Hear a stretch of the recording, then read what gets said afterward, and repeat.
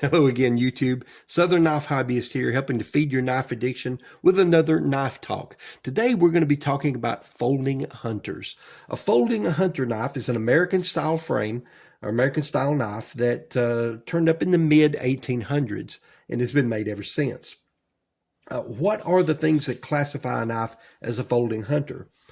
It can be either a lockback or a clasp knife. So here's an example of a lockback. This one, though, does not quite qualify as a folding hunter because the next thing is to have to be at least 5 inches long. If it is a lockback, it must be swell centered.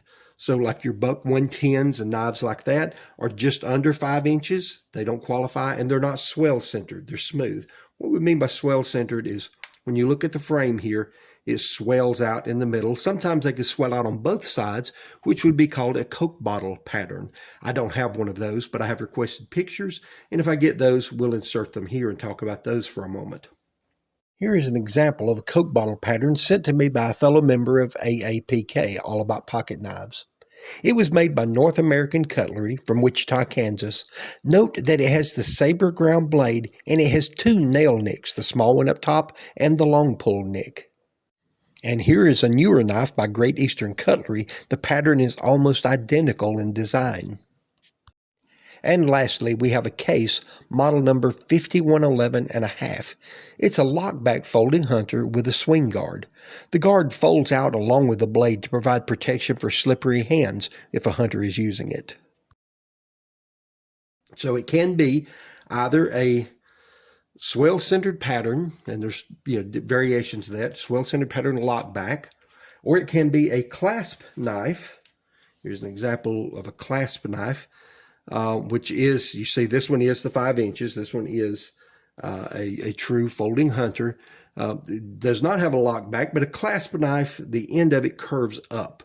The Levine claimed that originally that was due to a lot of them having horn handles, and the natural shape of the cow's horn tips up at the end, so they shape the knife that way. But you see, it still has the swell center. Now, if it is a clasp knife, it doesn't have to be swell centered, but it does have to be 5 inches. So the things that qualify: at least 5 inches long, swell centered lockback, and or a clasp knife. There are even some large trappers that qualify as a folding hunter because they're at least 5 inches long. I do have an example of one of those here. We'll talk about that. So this one's a goofy little knife, but I'll show you just as an example. This one does qualify. It's 5 inches long. The primary blade is a clip blade, which most folding hunters have a clip blade. The secondary is typically especially on the oversized trappers like this, typically going to be a spay blade, but it can be a saw blade, or in the case of this one, it can even be a hatchet blade. There were some with cleaver style blades. Again, this one is a reproduction. It's a more modern knife, but it's a reproduction of a very old pattern that has existed again for a long time. There really were knives that were made intentionally with the hatchet blade on them, and they're very well sought after now, very expensive knives. Well, I'll tell you what, I started to set that one aside, but we'll line it up here because, again, that does qualify as a folding hunter. It's over 5 inches long. It is it's not a lockback, but it's a oversized trapper. And so, yeah, that qualifies it. So here is the first one I ever owned. My dad gave this to me when I was a teenager. This is the original old-timer sheath that came with it. This, of course, being a straight old-timer. I have repaired the sheath. The belt loop broke on it, but that's my original sheath. This is one, again, I carried for a while on the farm as a teenager. This is your classic, what most people think of as a folding hunter. Again, can be 1 or 2 blades. You have your clip point blade, and then you have a modified spay blade. It is a spay blade, but it's shaped a little different. It looks actually a little more like a drop point, but that's typical on these folding hunters. Again, it's not quite a trapper because the knife is swell centered and curves up at the end. So it's classified just as a folding hunter. And there's a lot of companies that make those. I've got that one. I have another here that's older than that. I haven't owned it as long. It's a Schrade Walden. When I look at the pattern number on this one, it's 225UH, which makes it an Uncle Henry. Now, most Uncle Henry knives had the stag-looking handles, or the Stag-A-Line, I think they called it. This one does not, so I was kind of surprised by that. I don't see many Uncle Henrys that have this style handle, even though this one is from the 60s to early 70s, I think, because it is Delrin plastic handles. But you can see those two are twinning each other there. I've got another folding hunter here that you may have seen in one of my earlier videos. If I can learn to link that video to this one, I'll do that here and put it in the corner. This one is a Western. Now, it was originally a 2 blades, and the main blade, the clip, broke. It was broken when I got it. But we took this knife out, did a blade delete, restored it. This one's old enough to have bone handles. And that one is in my online store, actually. If anyone's interested in it, we'll put that there. But for the time being, I'm still the owner of that one and proud to have it. It's a beautiful knife. I have the very bad example of another one here, the same basic knife. This one had celluloid handles. There's one of the problems with celluloid. It was a predecessor to plastic, and it tends to break down, and when it does, you see it eats up the metal all around it. This one had the spay blade broken, and I was going to take the clip out of this and put it in mine, restore it back to a 2-bladed like it originally was. But this one has been tipped and is short, and the name is worn off of it. So I really did not think it would increase the value enough to put it on that knife. But anyway, I have it, and maybe I'll find a use for it someday as a parts knife. We'll hope so. Plenty of other companies made these. Here's a folding hunter by Case.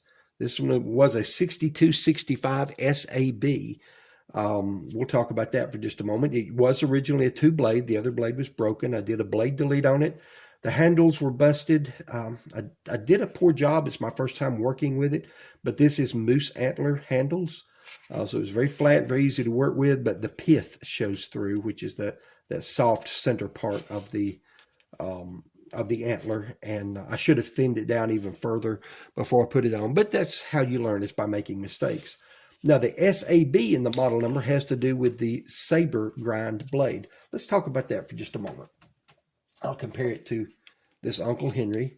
You see, they're similar size knives, similar shape, so there are subtle differences in them. A lot of difference in the blade geometry. But many knife blades, in fact, probably most of them, the bevel goes from here at the edge, the back edge, all the way to the tip.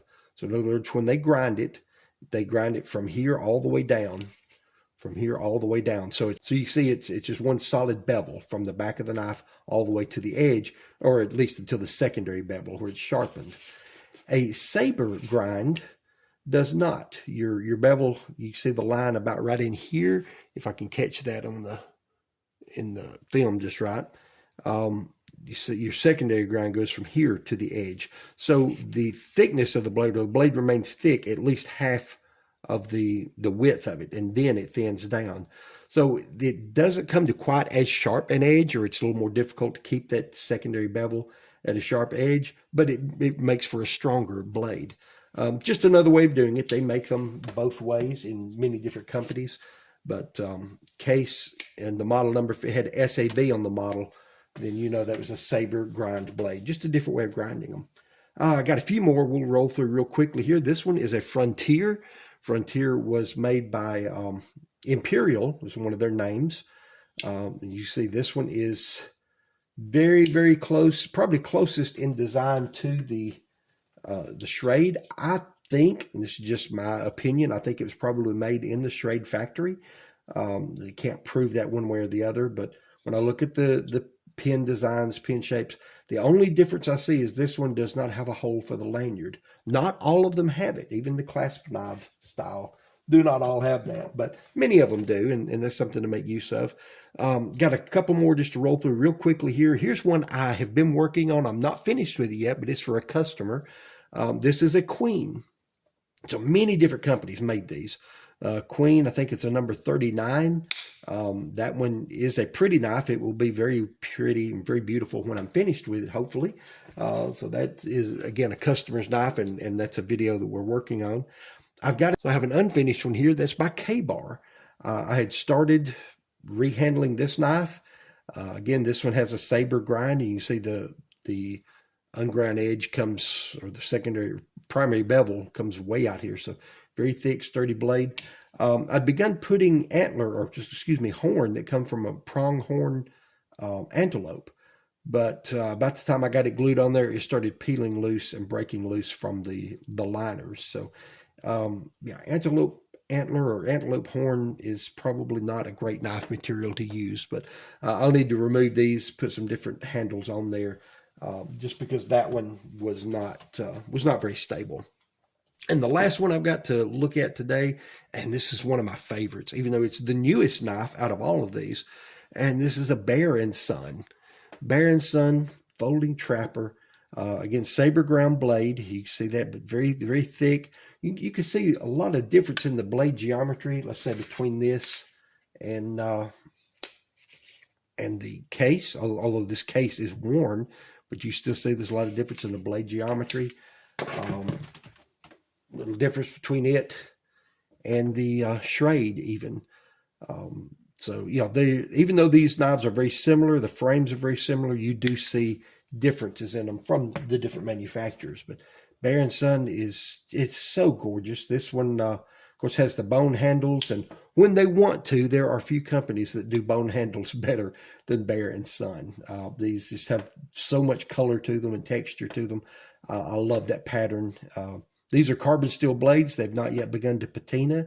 It's a very new knife. I've only owned it a few months now, but it's become one of my favorites, and I will probably part with that one as well, just because I have too many knives. I love pocket knives. I love collecting them. I love talking about them, but I only have so many pockets, and some of these are going to need to go, especially after I finish up with them.